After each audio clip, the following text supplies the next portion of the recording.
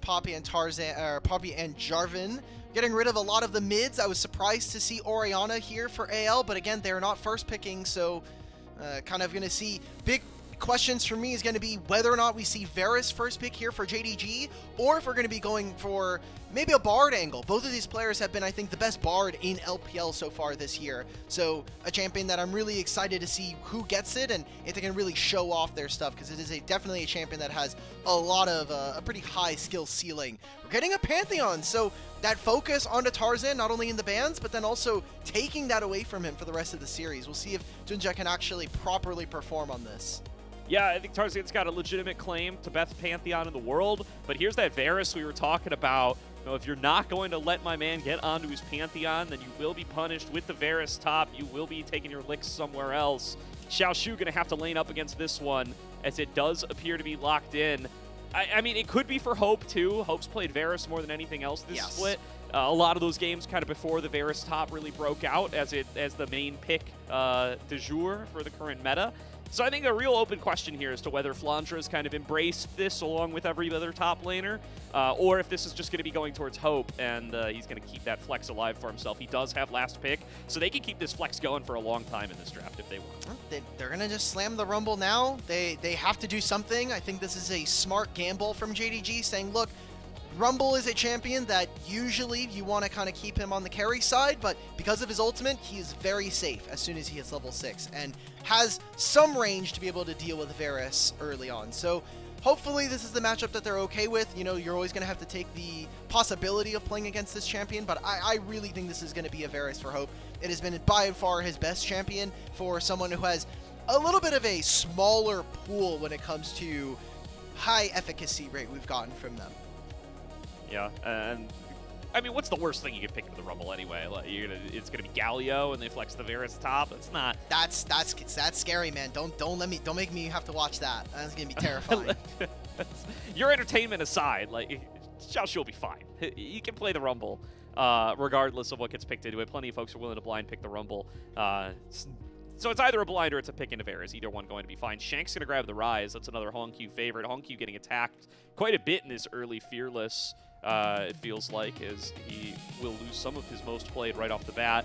Not that Shanks has too different of a pool, but has certainly busted out quite a few of these champions as well so far. The Talia going to be well favored alongside the Pantheon, though. That's a nice little 1-2 combo JDG get for themselves here.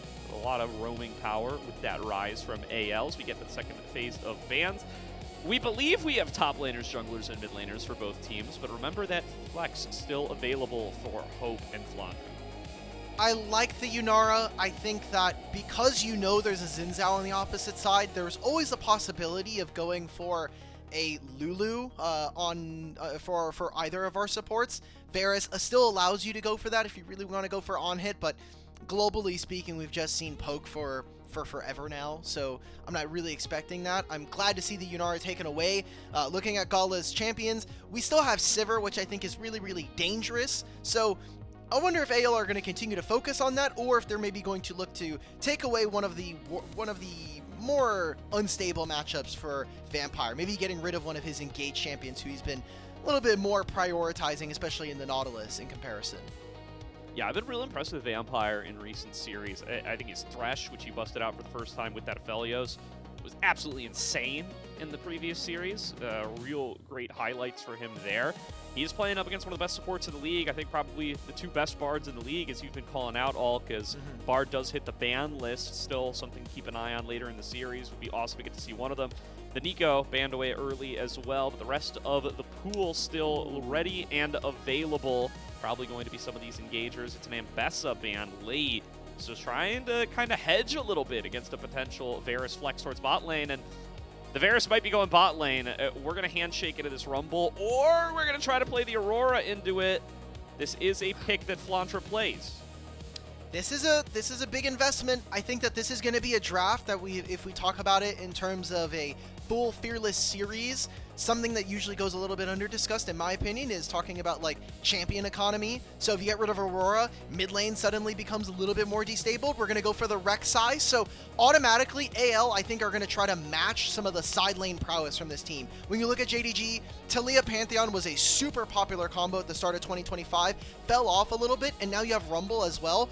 If we can attack side lanes as AL and very quickly move in with Rek'Sai's movements and Rise, I think that AL have a really, really sturdy composition, and not only fighting, but also cutting away at some of the strengths of this composition from JDG. I was at risk of crashing out of the Scion there, I'm not going to lie. I don't understand Really? how we're... Why are we keeping this Flex alive into Space 2 in the draft just to pick Scion into Rumble, brother?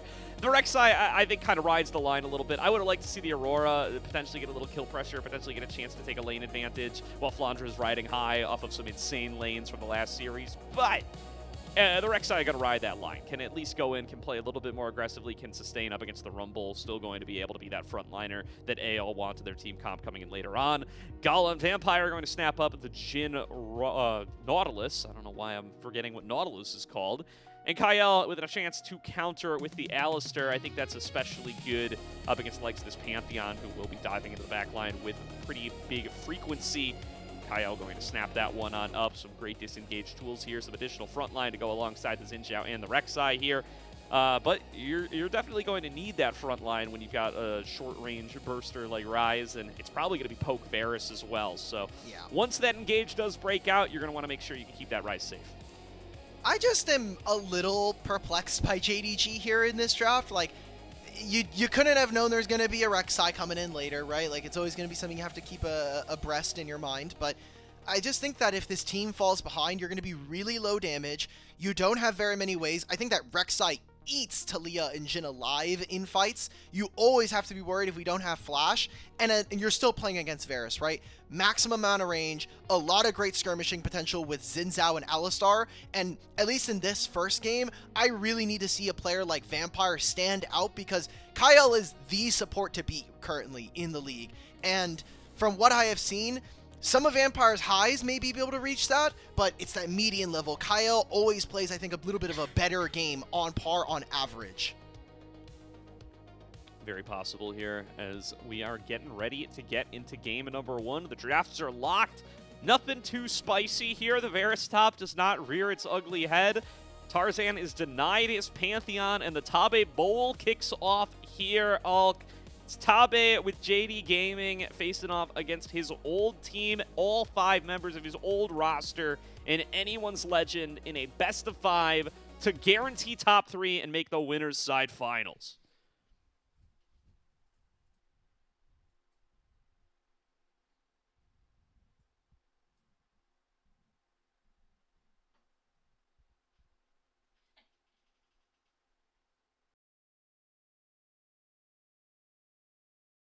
Where is the fan JDG chant fans- leader for JDG? Where is he?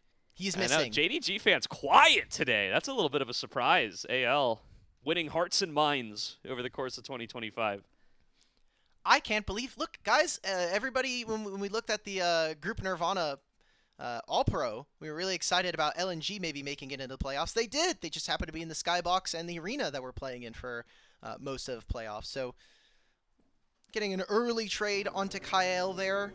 Doesn't seem like it's going to be under too much threat. Also, this is Varus with teleport, so not going to have more of the ability to kind of stand up in lanes or stand up in trades.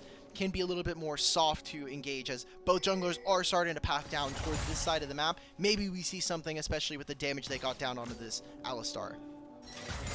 For sure. So now, laning phase breaks out. Gala and Vampire are going to take up that level 2 first, taking full advantage of the power the Jhin offers.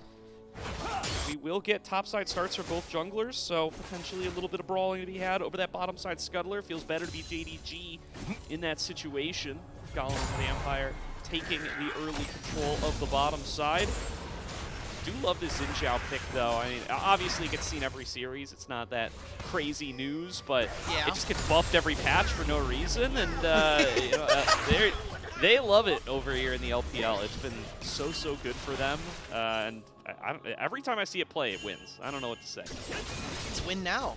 You know, that's just with the champion. It's Xin Zhao win now. I'm looking at the top 10 champions on the patch, or at least in this, and Xin Zhao very much high priority in the jungle. He is currently 5-4. This is including the play-ins as well, so a little bit of a mixed record, but still winning, and rightfully so. Riot put him in a cinematic, so we have to give him more power. I'm still waiting on the Garen buffs and the Quinn buffs, and Siobhan is getting a rework, so I guess that counts.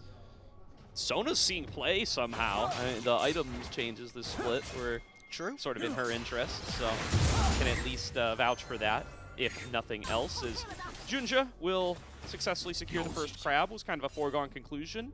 Tarzan already making his way up for the top one, and it's a little bit of a shadow from Shanks, but no risk of this one going anywhere else. HongQ and JunJia, in fact, just going to take recalls themselves here. Using that opportunity, Shanks going to join him.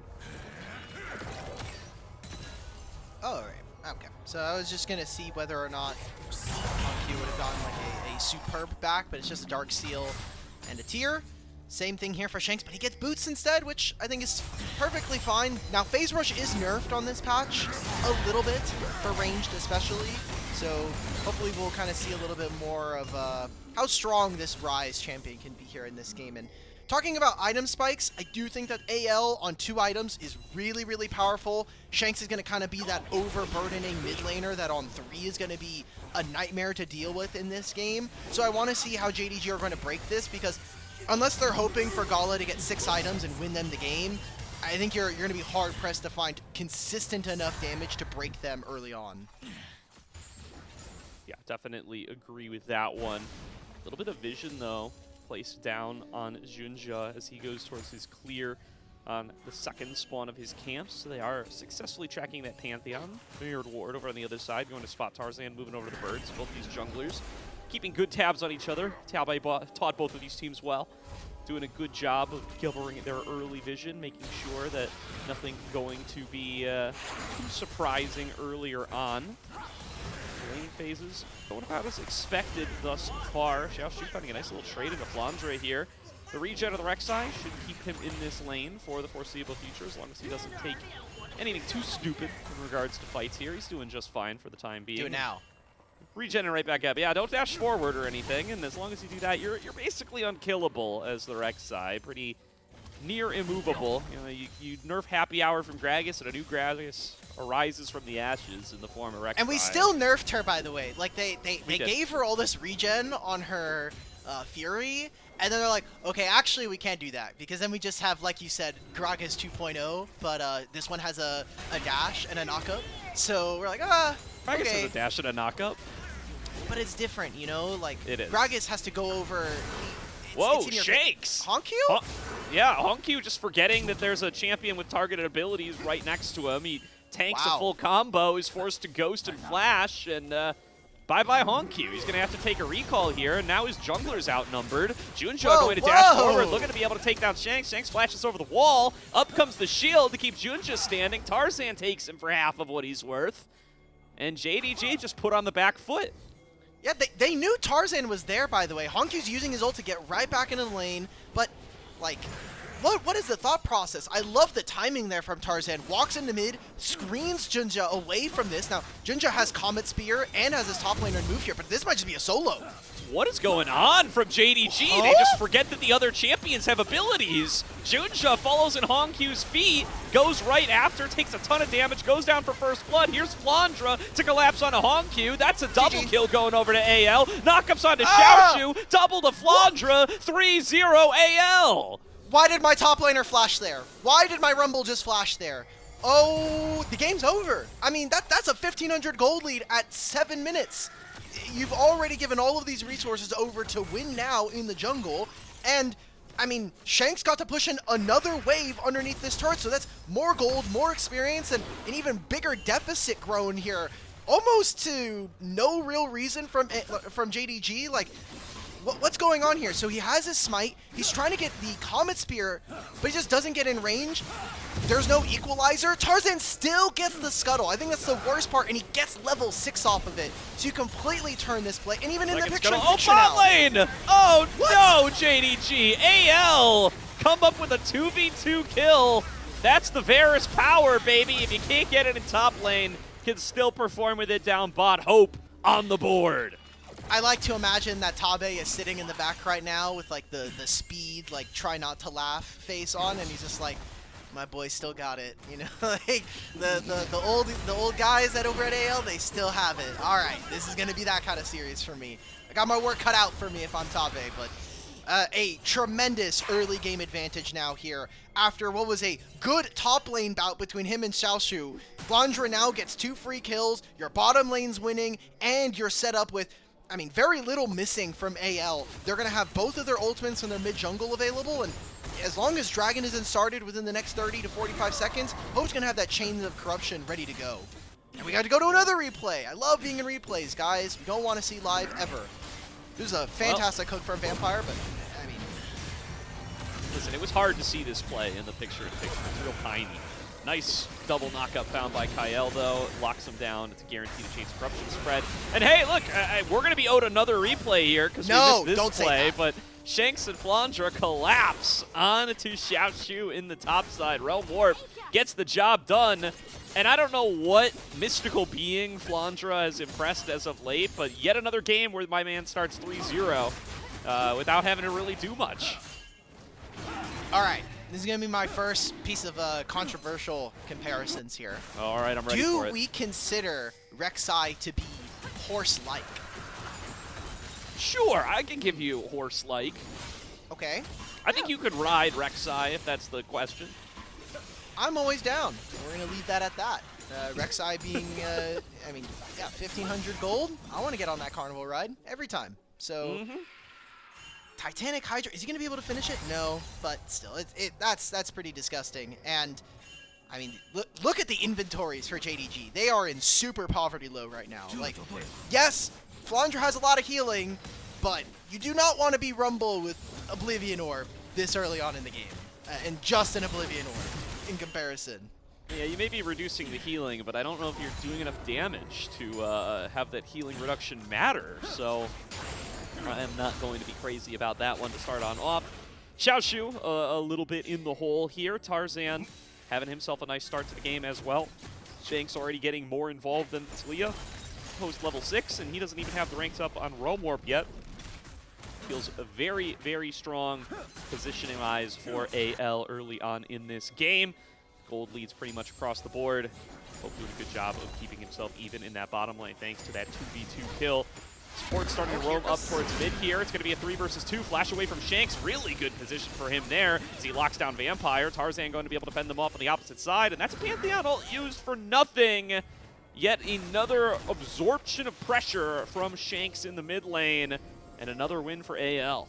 Hey, say nothing. Look, Shanks loses his flash. That's something that hopefully they can try to punish with JunJia having his. But because of the way that AL then shift their pressure, they continue to move into the bottom side. It's another wave that Gala is not going to have access to while the wave is going to crash. So we're getting turret plates, we're getting pressure, and now Rise can try to pay back the rest of his team. Thank you guys for protecting me. Now we can play on the bottom side of the map and either continue to shove Gala off of these waves or just get vision, try to get the timers on these bot side camps so either we can revisit or at the very least, we will have forward knowledge like JunJia has to be on his bot side to clear these camps. Maybe we can make something happen. And because of how this game is kind of shaping out so early on, a lot of the side lane pressure that JDG were going to have with having Talia go even in this matchup and then roam and maybe even having Pantheon screen her a little bit, that has no legs to stand on here. So I think JDG need to be really creative with how they find angles. And they still have a lot of burst, but that window is closing very, very quickly.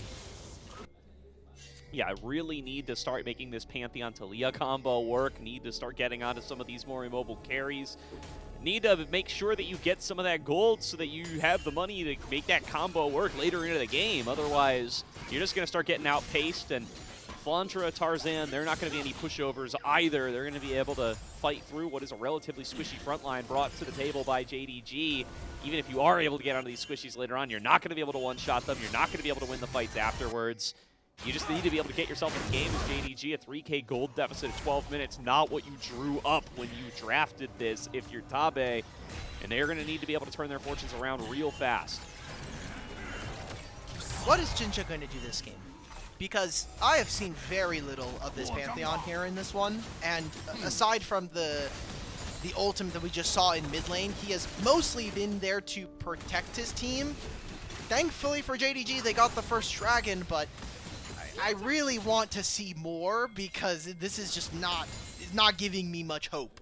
It's not giving confidence to me for how this game is looking. I mean, just look at the items, again, in bottom lane, and especially for mid. Shanks has already completed his Rod of Ages. He's getting closer to that Seraphs. He's essentially unkillable at this state, especially after he finishes his boots. But Hope's already finished with his Youmu's. He's way ahead of Gala and barely has a kill at this point.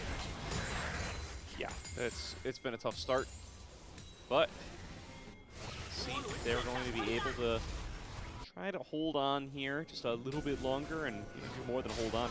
Goodbye. Vampire taking an engage, but it's a 2 versus 3, 3 versus 3 with Gala, 4 versus 3 with JunJia. In comes the Grand Starfall, but JunJia isolated, and Yastin, you will receive Alk. There's Pantheon doing something. He goes down to 1 versus 4. JDG already down a man in the fight.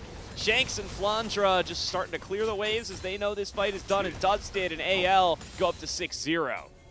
I'm sure that pick looked really good for Vampire up until the other 2 members of AL showed up right behind him. He's like, oh, I really wish I didn't land that Q all of a sudden. So it's going to be bot pressure. It's going to be a turret, and now Gala loses his flash. They're going to try to turn.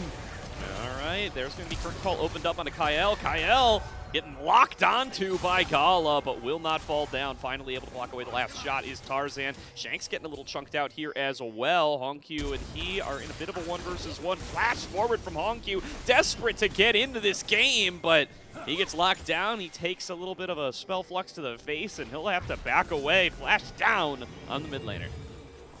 And desperate is the word I'm going to be feeling right now for this game. That is what it looks like here for JDG. As AL now, they get the dragon, so we're not really looking at any dragon stacking. We're not winning the side lanes, and this is what I was talking about from draft.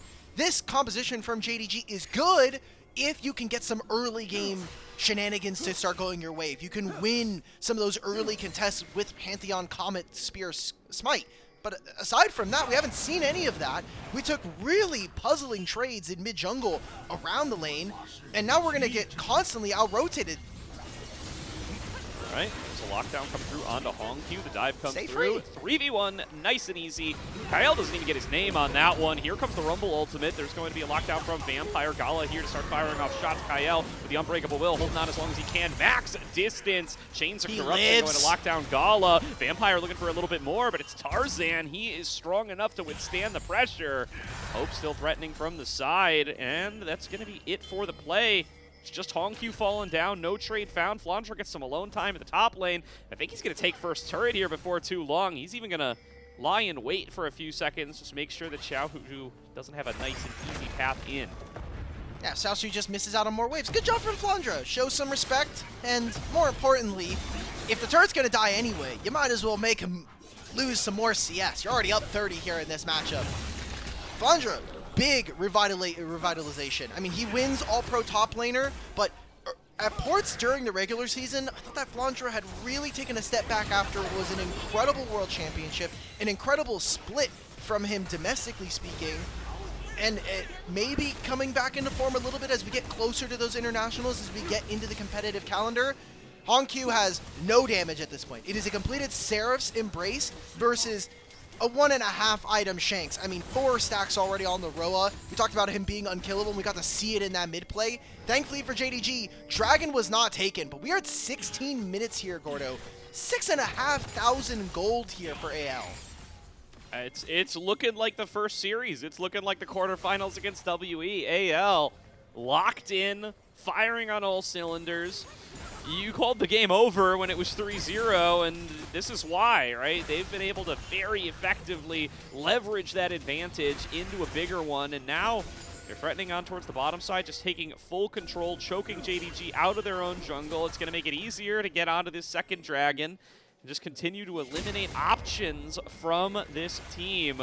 Flandre whoa. over the wall, going to get the knockup on HongQ, interrupts his ultimate. Rift Herald spawned in mid, lockdown coming through in the mid lane onto Hope. He's going to flash into the enemy jungle. Things getting a little chaotic here, but Tarzan here to bail out his marksman. Hope gets good damage onto Gala. Kael here for the backup. Hope jumps into the Rift Herald, takes it right into the wall, just trying to get a couple of minutes of alone time. Flandre finds the assassination. Vampire chasing him down to the opposite side. Equalizer goes nowhere. Xiaoxu cuts off an escape route, but Flandre doesn't even take that one. Now moves forward onto JunJia. He's going to fall down, but he's got a pretty good fight set up for Tarzan. Kael throws himself into the fray. Hope is back after his little foray with the Rift Herald, but I think that's it for the team fight. AL going to be able to retreat back out through the jungle, and all in all, I think that was a 2-for-1.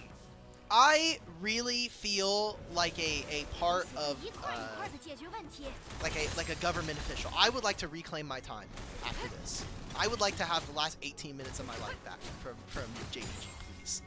Like, the fights are puzzling, the looks are questionable, and especially with where we're at in this game, it's looking over for game number 1 immediately. This was another amazing stoppage of play from Flandre.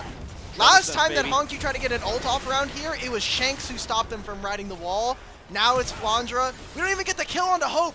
He's by himself. Gala's setting up curtain call, and the entire time, this feels like the play we just saw in mid where Kael got away and Hope lived.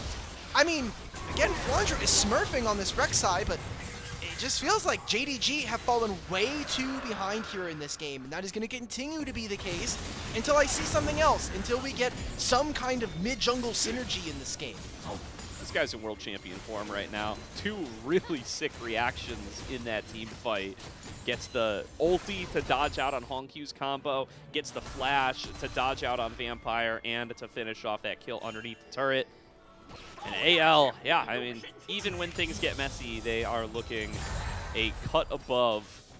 Really good fight for them there, built from the pieces of a little bit of chaos. Shanks has a depth charge on top of him. He's going to flash to get a little more distance, and now they're out of tools. Bye-bye. Shanks is going to head out through the bottom lane, and nothing JDG can do about it.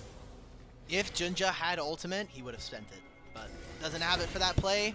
Shanks does lose both of his summoner spells, but that almost feels like the best kind of reward we're going to get as JDG. Okay, we got his summoner spells, but can we actually, like, you know, maybe take all of his HP bar? Maybe we can get the shutdown that's attached to his head. That's 600 gold for us if we can accomplish that.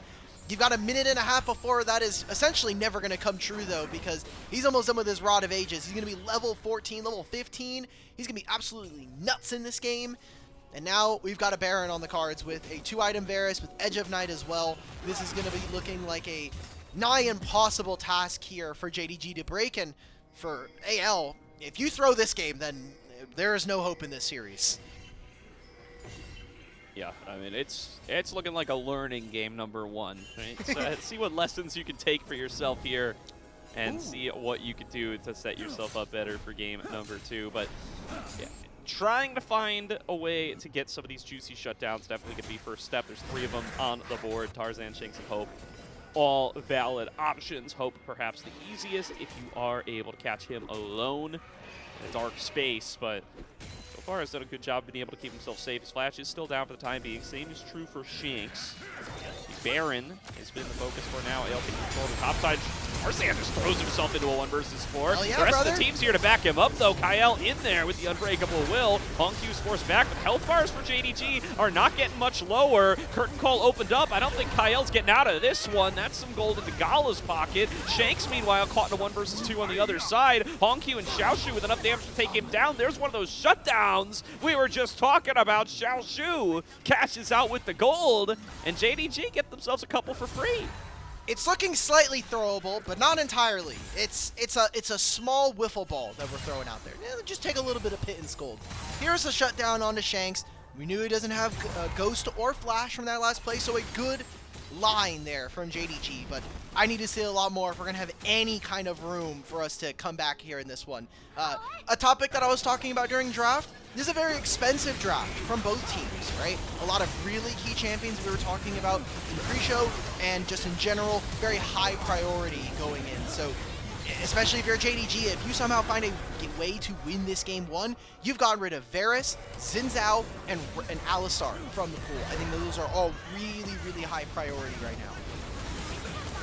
This is, yeah, I mean, Tarzan just doesn't expect 4 people to be in that bush, right? They have a control ward down. He has to be punished one of these times. He can't keep getting away with this. Yeah, I mean, it would be nice for AL if they had either their Ryze or their Rek'Sai in a position to actually pressure side lane for 4 people being in that bush, but not in the cards this time. They only lose a couple hundred of what is already a substantial gold lead. Not too much more than a bump in the road for AL at this stage, but got to show at least a little bit of respect here. JDG is capable of going for these kind of bush setups. It will just continue to try to clear out vision, continue to try to wrest control of the Baron. There is a control ward in there for JDG, keeping an eye on things for the time being. At side lane, though, still looking very Flandre favored as he is 2 items deep, as is Xiaoxu, but feels very good on this Rek'Sai, being able to kind of play assassin style up against that Rumble. Going to be able to keep this wave shoved in. Already has 3 plates on the inner turret. Gordo, we can't be calling it quote-unquote assassin style. He has a Titanic and a Spear of Shojin. I refuse I'm talking to about the believe kid, baby. I'm talking about the kid, all right? No. He's got an execute, man. You know what? Fair. That's fair play. Fair play.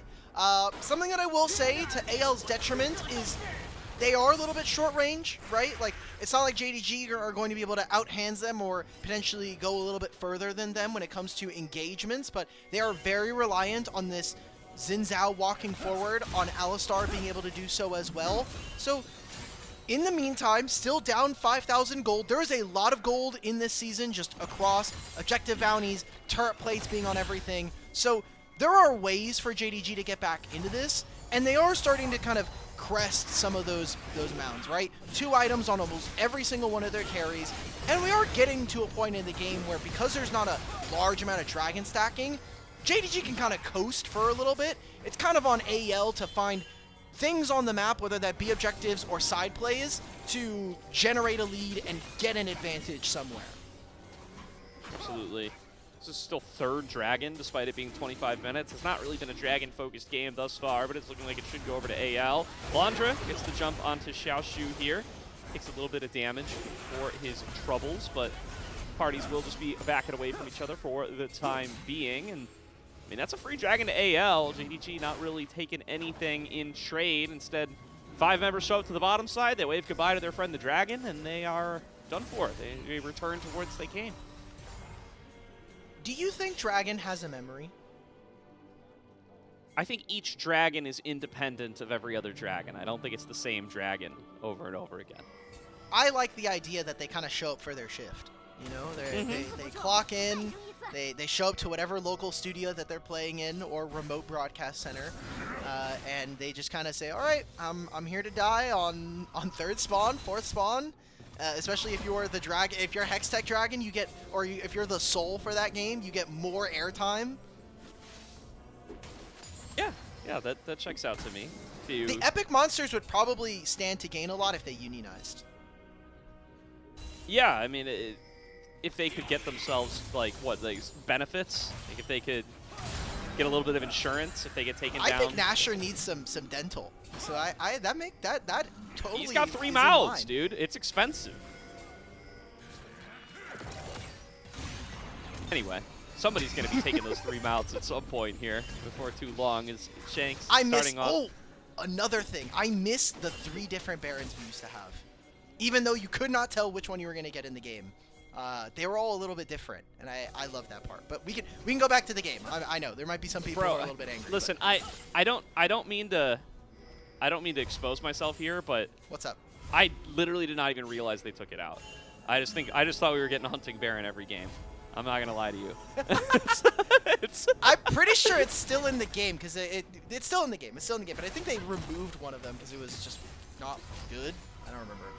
Okay, wait, maybe I'm not cooked then. Maybe you're not cooked. Not yet, Unc. Maybe there's hope for me yet. I was gonna say I thought that was still in the game. I still know the names of them. This is hunting Baron, I believe. Correct. It's the one with the unicorn horn. Yeah, it's also the traditional Baron is hunting. The one with the wall is territorial. and the one with the cavern is all seeing. I think they did take all seeing out of it. I can't remember the last time I saw. Oh. Gets the cleanse. Not bad. We don't have any objectives to play for, and despite everything, despite all of the winning that AL did in the early game, despite all of the losing that JDG did for the last 27 minutes, they have stood resilient on their tier 2 turrets, and they have kept the gold lead stagnant. That means the game is not getting worse. It also means the game's not getting much better. But, you know, the game is relative. Gold tends to have more value later on in the game, but, you know, people get tankier as the game goes on as well. And we're starting to hit some decent breakpoints here, especially if Gala can get this Infinity Edge done in time. Yeah, I mean, just looking for some item spikes on both sides, I think, before they try to pull too large of a trigger here. The scaling items fully online for Shanks at this stage. Tarzan just picked himself up a Guardian Angel. I think AL, they're confident in their ability to be winning as this game goes later and later, but I do think they're going to try to pull the trigger on this Baron sooner or later as they find themselves in such a dominant position. Want to be able to close this one out before start to introduce a little bit more entropy into the game than they would like to by extending those death timers, especially when we know they haven't played exactly perfect this game. They have given up a couple of goofy things here and there. Let's see if this hunting Baron gets targeted at some point here. Well, these are the same control wards, I'm pretty sure, that have been here for like 10 minutes. So far, neither They deserve team the really, buff, the little twinkle that they get. yeah, the everlasting ward of something or other, some kind of adjective. But fight starting off. Here goes Tarzan jumping forward, gets a little bit of damage on his JunJia and HongQ, but no further engage to be found. AL back away, but they did win the Vision War. JDG losing sight of most of their topside jungle. Yeah, but AL, that was fairly expensive, right? Like, that's a summoner spell out of Kael, Shanks, and Flandre. I think most importantly, it sucks that JunJia doesn't have his flash, but there's no teleport from Flandre anymore. So he not only misses out on what is a really big tank summoner spell. What's up? Ward dead. Ward dead. It's gone. Ah! Goodbye. Goodbye. You are no longer part of the everlasting club of wards. You've left the union, as we like to say. So, yeah, Flandre's not going to be able to match on sides, and he also doesn't have access to that big HP shield that you get this season. So that is a pretty good trade from JDG, I will say. And again, gold is staying relatively the same, 6,000. Taking out here, it is going to be JunJia, knocked on up. They throw down the equalizer. They have successfully cut off Hope, but he just fires a piercing arrow right through and finds its way onto JunJia. Vampire isolated to take it down by Shanks. Tarzan got to get onto Gala, and it's a clean wipe for AL. 5-0 ace. They buy their time. They hold a 6K gold lead for 10 minutes, and now the game is over. Baron cashing out on any benefits he can get from his union this game, because he is not going down one time. AL close out the game without him. They're going to win game number 1. Hey, Shanks hit 3 items. He activated the actualizer, and it turns out the game just ends. I didn't know they added that, but look, we're on 26-3, so it makes sense that they changed the item on this patch. But an amazing win here from AL. Strong early game, decent mid game. They didn't really stumble as many times as we saw them, and I mean, there was not to discredit JDG. They were definitely hunting for a few of those kills, but so many scenarios where members of AL walk away with blinking health bars. Yeah, definitely, and I mean, well-played game from AL, all said and done. It stalls out for a while there in the middle, but they're in control the whole way through. They're continuing to just suffocate JDG more and more and more. They do a good job of, stopping the bleeding. They stop giving up a greater and greater lead, but 6K is 6K. Even it's still going to be a pretty meaningful lead, even at 30 minutes, and eventually they're able to take their team fight. They win it out clean. Very, very well done by AL, and that's 4 games in a row where they have looked pretty much dominant from start to finish. Still looking like the best team in the LPL for right now. Yeah, that is the bar we have to clear at this point for JDG is, can we actually beat them? And who is going to be the team that takes AL or pushes them the furthest? Because they are the team to beat here. It's AL versus everybody else. I think if you were to take odds on that, pretty good odds that AL would be winning the entire thing. Yeah, and You got to look back to the early game. I know it feels like forever ago. That was a game that felt long because of how long we went with nothing going on. It wasn't exactly the LPL that was promised, but HongQ and JunJia, just some baffling stuff around that second scuttle crab, right? Especially in a meta where that second scuttle has been such a point of emphasis for so many teams around the world. HongQ takes a baffling trade in mid, steps way too close to the rise. JunJia kind of blabbers out a little bit, goes in to contest that crab a little too hard, and ends up going down 1v1 to Tarzan, and the game falls apart from there. I mean, maybe you get away with that stuff in the LCP, but not here in LPL playoffs, baby. AL take full advantage, and they find themselves the game win basically off that play. Yeah, that was kind of the most egregious part of this game. It's like, oh, okay, well now our side lane doesn't really work. The Rek'Sai was already picked into the Rumble, so you got rid of all of the legs. And honestly, I could very easily see Flandre winning an MVP for this game. He did so much for this. I kind of hope they show the item builds, by the way, because I didn't see this during the game, but I got to catch it afterwards.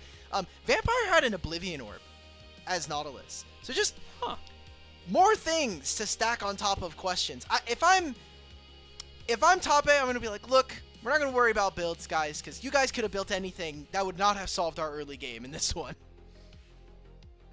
Yeah, very likely true. Yeah, that is an Oblivion Orb. I see it. I don't know when he bought it, but it's in there. Because Xiaoxu sold his. Yes. Xiaoxu sold his Oblivion Orb, and they're like, guys, we need heal cut. It's like, he gave it to Vampire. All right, he said, here, hold this. I need to finish my Bloodletter's curse. He like tossed it over. He's like, look, I'm a top laner. I don't care. You can have this, brother. Yeah, see what you can do with Riptide. All right, get that across the entire team. Why is my Nautilus applying Grievous? Okay. All right. Yeah. Well, this is the play in question, by the way. This is where Flandre just gets 2 kills for free. He gets a third a couple minutes later. It looks like we're not even going to show that one. And yeah, just at this point, at the time that this fight is taking place, they're already like 3K gold up, and then after this fight, they're like 6K gold up, and that's the game.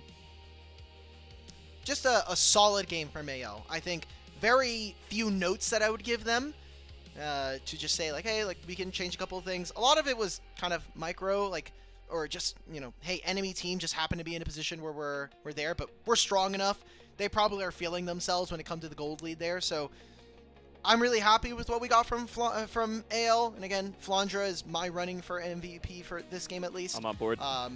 Really, really good play just individually. He was a little bit soft in what was the early game. Obviously, versus the Rumble, we didn't see too much get done, but that top fight and then the rest of the game, we saw exactly what we prescribed from draft, which was if you don't have flash, and even if you do, you always have to be worried about this Rek'Sai coming from an off angle and just completely mangling you with the, as we quoted, assassin champion Rek'Sai.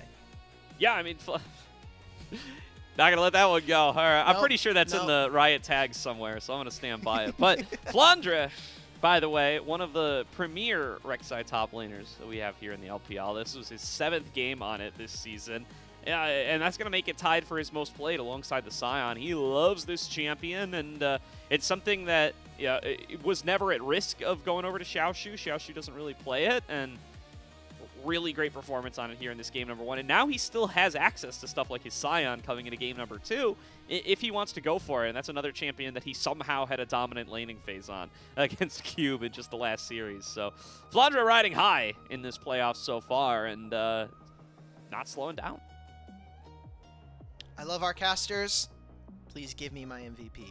Please give us our MVP. And Coach Tabe, let's get a draft that's play. I don't even want to say the draft that's unplayable, but it's like obviously this team is something's going wrong. And I described it on the LPL English podcast, which you can catch on our YouTube channel.